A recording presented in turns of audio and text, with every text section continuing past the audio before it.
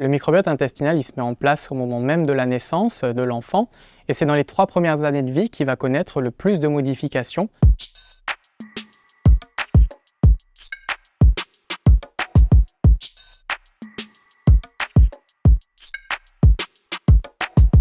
Donc, le microbiote intestinal, c'est l'ensemble des micro-organismes qui colonisent nos intestins, les bactéries, mais aussi les champignons, les parasites et les virus.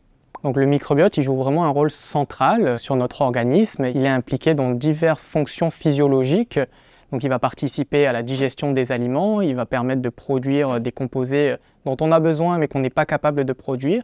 Et il va aussi jouer le rôle de barrière contre les éléments extérieurs.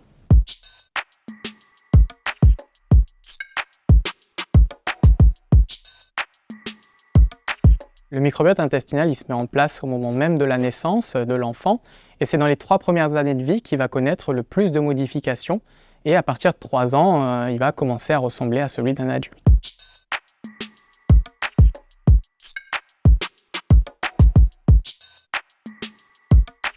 Donc on a mis en évidence que certains facteurs très précoces intervenant en début de vie de l'enfant, comme par exemple le mode de naissance par césarienne, mais aussi la prématurité et l'IMC maternelle, la présence de frères et sœurs étaient associés au microbiote intestinal des enfants à l'âge de 3 ans et demi, avec par exemple les enfants nés par césarienne ou encore les enfants prématurés qui présentaient un microbiote moins diversifié à l'âge de 3 ans et demi.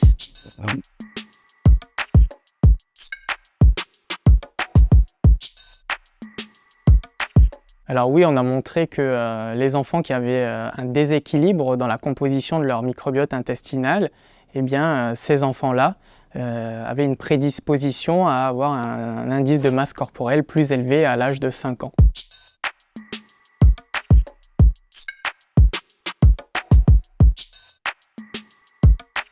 Donc les travaux de cette thèse ouvrent la voie à l'exploration d'autres domaines de la santé en lien avec le microbiote intestinal, comme par exemple les allergies ou le sommeil ou la santé mentale, où on a des informations dans les cohortes ELF et EPIPAGE2.